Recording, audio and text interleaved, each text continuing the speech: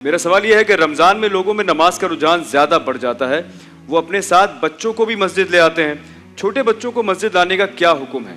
کس عمر تک کے بچوں کو لا سکتے ہیں اور انہیں صف میں کھڑا کیا جا سکتا ہے؟ کنارے پر یا اپنے ساتھ والی صف کے درمیان میں بھی کھڑا کیا جا سکتا ہے؟ مطلب ایج گروپ پوچھیے کہ کن بچوں کو لے کے آ سکتے ہیں ہم مسجد، اور بچوں کو آنا مسجد میں ٹھیک ہے یا نہیں؟ بسم اللہ الرحمن الرحیم۔ مسجد اللہ تبارک و تعالیٰ کی عبادت کا گھر ہے، اور جب سے کوئی انسان بحیثیت ایک مسلمان عقل و بلوغ کی سرحدوں کو پار کرتا ہے، اللہ تبارک و تعالیٰ اس پر نماز کو فرض فرما دیتا ہے۔ اور قرآن مجید میں خود اللہ تبارک و تعالیٰ نے متعدد مقامات پر جب نماز کی فرضیت کا ذکر فرمایا تو اقیم الصلاۃ و آتوا الزکاۃ، اللہ رب کریم نے متعدد مقامات پر نماز کے قیام کا حکم دیا۔ اور آپ غور کیجئے کہ جب اللہ تبارک و تعالیٰ کے نبی حضرت سیدنا اسماعیل علیہ السلام خود نماز کا قیام فرما رہے ہیں تو اپنی نسل کو، اپنی ذریت کو اور اپنی اولاد کو بھی نصیحت فرما رہے ہیں کہ نماز کو قائم رکھنا۔ وہ دعا جو ہر نماز میں پڑھی جاتی ہے، ربنا اغفر لی ولی والدی وللمؤمنین یوم یقوم الحساب، تو اس میں بار بار کیا کہا جا رہا ہے کہ رب اجعلنی مقیم الصلاۃ ومن ذریتی ربنا وتقبل دعا، کہ اے رب کریم مجھے بھی نماز قائم کرنے والا بنا اور میری نسل اور اولاد کو بھی نماز قائم کرنے والا بنا۔ تو جب تک ہم بچوں کو تربیتی مرحلے سے نہیں گزاریں گے اور انہیں باقاعدہ اپنے ساتھ نماز پڑھنے کے لیے، تراویح کی نماز ادا کرنے کے لیے مسجد میں ساتھ نہیں لائیں گے، اس وقت تک ان پر ان نیک اعمال کا اثر نہیں ہوگا۔ دانش بھائی، آپ دیکھیے کہ بچے ہماری گفتار سے زیادہ سائیکولوجیکلی وہ ہمارے ایکشن سے بہت سیکھ رہے ہوتے ہیں، اور کہا جاتا ہے کہ action speaks louder than words. آپ جو الفاظ زبان سے ادا کرتے ہیں اس سے زیادہ بچے ہمیں دیکھ کر پک کر رہے ہوتے ہیں۔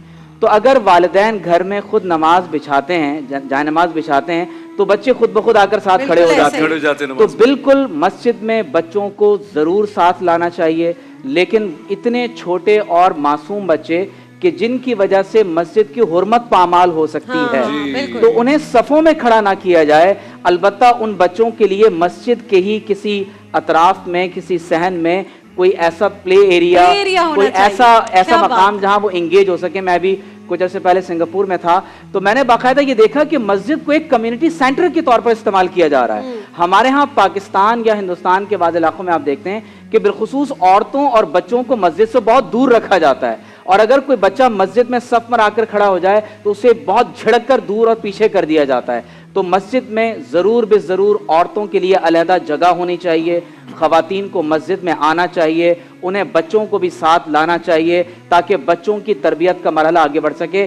صرف ایک حدیث میں یہاں پر کوٹ کر دوں کہ حضور علیہ الصلوۃ والسلام نے ایک مرتبہ نماز کی جماعت کو باقاعدہ آپ نے شارٹ کیا، مختصر کیا۔ تو پوچھا گیا کہ یا رسول اللہ صلی اللہ علیہ وسلم، آپ نے نماز با جماعت کو شارٹ کیوں کر دیا؟ فرمایا کہ میں نے حالت نماز میں ایک بچے کے رونے کی آواز کو سنا تو مجھے یہ خیال آیا کہ کہیں ایسا نہ ہو کہ اس کی ماں کا دل اپنے بچے کی طرف مائل ہو رہا ہو، تو اس عورت کے بچے کی وجہ سے اور اس بچے کی اور عورت کی نماز کی وجہ سے میں نے نماز کو شارٹ کر دیا۔ بہت اعلیٰ۔ یہ مطلب لائیو کالر ہے ہمارے ساتھ۔ جی لائیو کالر بھی ہیں، آپ کچھ ایڈ بھی کرنا چاہ رہے ہیں سر؟ جی کر دیجیے، پھر ہم جاتے ہیں اس کے بعد۔ بسم اللہ الرحمن الرحیم۔ دیکھیے یہ سوال بہت اہم ہے، اور ایک مسلمان کی جو اسپریچول جرنی ہوتی ہے اس کا آغاز تو اس کی پیدائش سے ہی ہو جاتا ہے۔ بالکل۔ اسی لیے جب بچہ پیدا ہوتا ہے تو اس کے کان میں اذان اور اقامت کہی جاتی ہے، پھر اس کو ماں کی گود میں کلمے کی لوریاں سنائی دی جاتی ہے، پھر اس کا نام اسلامی رکھا جاتا ہے۔ نام کے بھی اثرات ہوتے ہیں، رسول اللہ صلی اللہ علیہ وسلم نے باقاعدہ نام تبدیل فرمائے ہیں۔ پھر اس کے بعد اس کو 7 سال کی عمر میں نماز کی ترغیب دی جائے، اور اگر 10 سال کا ہو اور نماز نہ پڑھے تو اس کی سرزنش بھی کی جائے۔ اچھا۔ لیکن جیسے ڈاکٹر صاحب نے کہا کہ اگر وہ 4-5 سال کا بچہ ہے اور اس کو اپنے پیشاب کا یا اپنے کپڑوں کی پاکی کا پتہ نہیں چلتا تو وہ صفوں کو آلودہ کر سکتا ہے یا مسجد کے اندر وہ خلل پیدا کر سکتا ہے، تو اس کو نہ لایا جائے۔ لیکن جہاں تک یہ بات ہے کہ بچوں کو مسجد میں لانے کا حکم، تو ملائیشیا کے اندر ایک پوائنٹ ہے ماردی کا، وہاں پر ایک مسجد میں ہم گئے تو اس مسجد کے اندر پلے ایریا میں کھلونے ٹائپ کے ممبر، آسا، مصلے اور محراب بنائے گئے تھے. یعنی بچوں کی جو پرسنالٹی ڈیولپمنٹ ہے یا ان کا جو ایک پرسپشن امیج بنایا جا رہا ہے کہ وہ اس میں بھی عبادات کی طرف ان کا رجحان ہو. اور وہاں میں نے ایک خاص چیز دیکھی کہ بہت سی خواتین اور جو وزٹرز تھے تو وہ ایک گاؤن نما پہنے ہوئے تھے. میں یہ سمجھا کہ کسی خاص گروپ کا یہ نشان ہوگا. پتہ چلا کہ وہاں کی مسجد انتظامیہ نے خواتین کسی بھی کنٹری سے ہو، کسی بھی مذہب سے تعلق رکھنے والی ہو، ان کے لیے یہ گاؤن پہننا شرط ہے.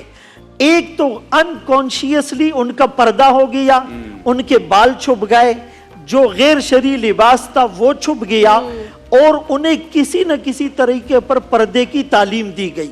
ان کے انٹرنس میں Islam is a religion of peace اس ٹائپ کے کتابچے اور بکلیٹ تھے. قرآن کریم 8 زبانوں میں اس کی ٹرانسلیشنز تھی، جسے سائلنٹ میسج یا سائلنٹ تبلیغ کہا جاتا ہے. ایک مسلمان کہیں پر بھی ہو، بینگ اے مسلم، وہ اپنی اس ڈیوٹی کو سر انجام دیتا ہے. جیسے ایک نوجوان جہاز میں سفر کر رہا ہو، انٹرنیشنل فلائٹ ہو، بزنس کلاس ہو، اور اس کو ایئر ہوسٹس شراب پیش کرے تو وہ شراب پینے سے انکار کرتا ہے. جب تھوڑا اس کو انسس کیا گیا تو اس نے کہا میں ایک شرط پر شراب پیوں گا کہ یہ شراب پہلے پائلٹ کو پلائی جائے. انہوں نے کہا سر ہم پائلٹ کو شراب نہیں دے سکتے، وہ آن ڈیوٹی ہے، جہاز کریش ہو جائے گا. تو اس نوجوان نے جو جواب دیا وہ دل کے کانوں سے سننے کی، سمجھنے کی ضرورت ہے. کہنے لگا میں بھی آن ڈیوٹی ہوں. جس نے کلمہ پڑھا لا الہ الا اللہ محمد الرسول اللہ، وہ آن ڈیوٹی ہیں. اپنے بچوں کی تربیت کا انتظام ہو، ان کو مسجد میں لا کر اپنے ساتھ صف میں ایک کونے میں کھڑا کریں تاکہ صف ڈسٹرب نہ ہو، لیکن بیچ میں بھی ہو تو اپنے ساتھ کھڑا کیا جا سکے. مسجد کو اٹریکٹیو ہونا چاہیے، پاک صاف ہونا چاہیے، خوبصورت ہونا چاہیے کہ انسان وہاں پر جائے تو وہاں پر بیٹھنے کو دل چاہے. اس لیے مسجد انتظامیہ کو چاہیے کہ مسجد کو ہمیشہ صاف ستھرا، نکھرا اور پاک و پاکیزہ رکھیں. اس سے ان بچوں پر بھی اور آنے والے نمازیوں پر بھی بڑا مثبت اثر پڑے گا. پہلی بات. جہاں تک والدین کا تعلق ہے، والدین کی ذمہ داری یہ ہے کہ ہر صورت میں بچوں کو لے کر جائیں مسجد میں. چونکہ بچوں کو اس وقت 1000 دروازے ایسے کھلے ہوئے ہیں جو بچوں کو انحراف کی طرف، گمراہی کی طرف لے کے جاتے ہیں. ایک وہ مسجد کا دروازہ ہے جہاں سے اس کو جوڑنے کی ضرورت ہے تاکہ ان انحرافات سے وہ بچہ رک سکے. اس لیے ان دونوں فریق کو اپنی ذمہ داریوں کو نبھانا چاہیے.